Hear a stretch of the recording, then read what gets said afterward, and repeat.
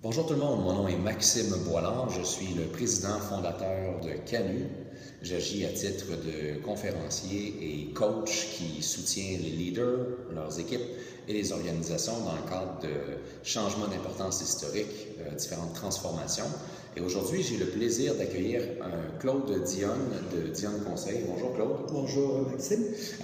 Claude est un stratège au niveau des entreprises depuis plus d'une vingtaine d'années.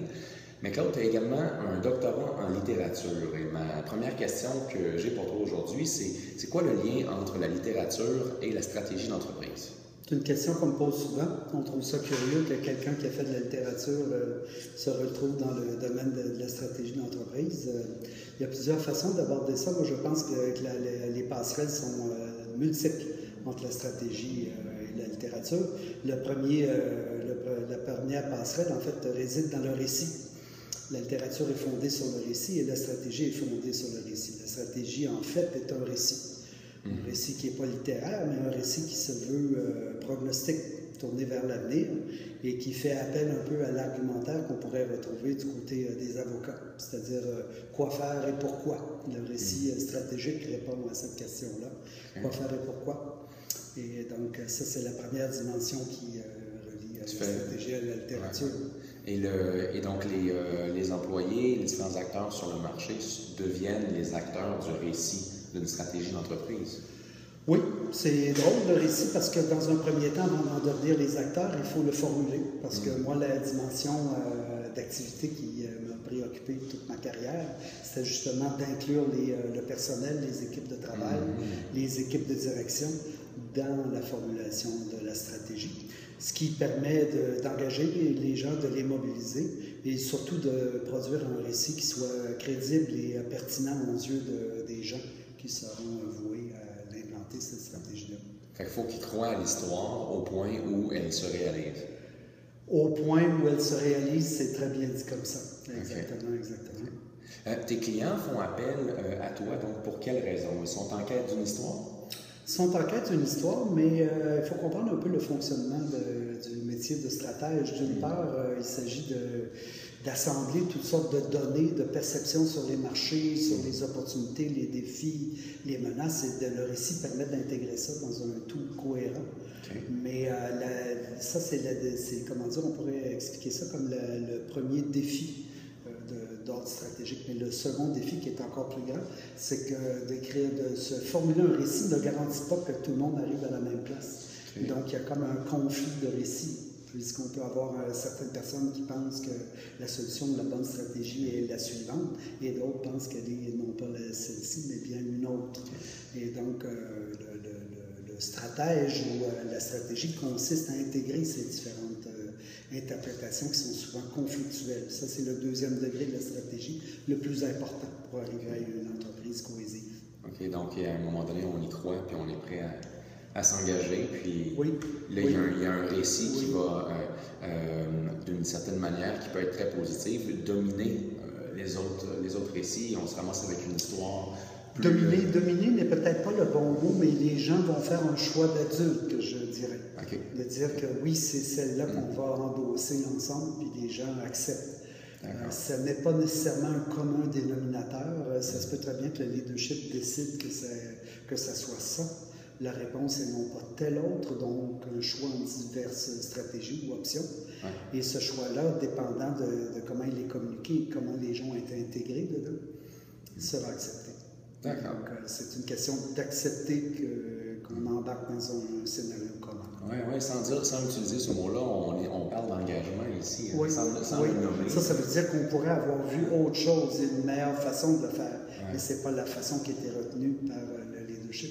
Okay. Donc, il y a pas ces compromis-là, mais il y a cette dimension qui est très importante également.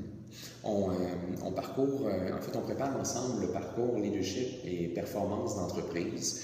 Tous les deux, on est habités par une conviction que je vais tenter de résumer, puis complète ou amène des nuances si tu le souhaites.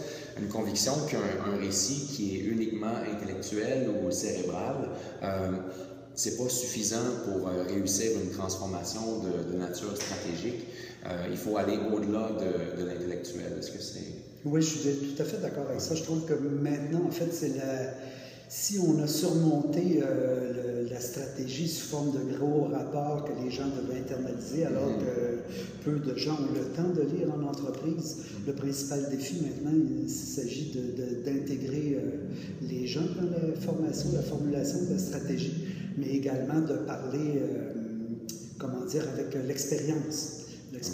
Donc la stratégie, d'avoir ce récit-là, est une condition importante, nécessaire, mais insuffisante.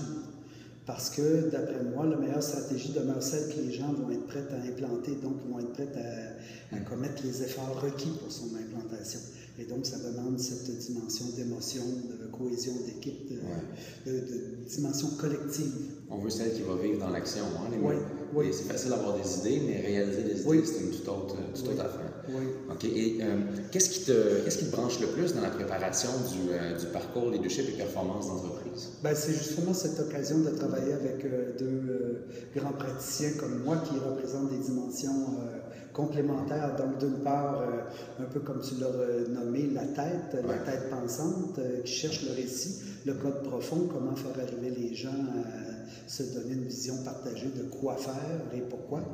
Et ensuite, ça prend cet engagement d'oser aller vers l'avant, donc de l'ambition, du courage d'embarquer dans une aventure qui n'est pas nécessairement connue d'avance. Et également cette dimension corporelle dont tu vas souvent parler, c'est d'écouter ses émotions et de voir le geste, c'est-à-dire comment on réagit dans l'implantation pour pouvoir rétroagir sur la stratégie à partir des apprentissages qui sont faits. Il y a des situations où la stratégie ne fonctionne pas. Les gens sur le terrain vont dire, écoute, ça ne fonctionne pas, il faut s'adapter. C'est un problème qui est connu depuis longtemps, en fait, par les stratèges militaires. Oui, on s'entend, le rapport au terrain est tout autre. Donc, si on intègre ça, en fait, vous le sentez bien, Claude, dans le cadre du parcours leadership et performance d'entreprise, incarne la tête qui pense. De mon côté, j'incarne le corps qui ressent et notre ami Christian Maranda va prendre la perspective du cœur qui s'engage. Et on a l'impression de créer quelque chose d'assez unique en y allant avec ces trois perspectives pour aider des équipes de direction de différentes organisations, de même que des individus qui ont envie de vivre le parcours avec nous. On parle d'un parcours sur quelques mois avec différents moments forts, un lancement 21 et 22 septembre au centre villégiature Jouvence. Et après, donc, on retourne dans l'organisation des participants et on complète ça fin janvier avec une séance là, pour faire nos bilans. Puis on s'attend à ce que les participants se partagent beaucoup leurs apprentissages et ils se motivent à aller plus loin, à faire évoluer leurs organisations pour qu'elles deviennent de vrais véhicules pour changer le monde. Puis notre souhait, nous, c'est de commencer avec les entreprises d'ici. C'est exact. C'est un beau défi.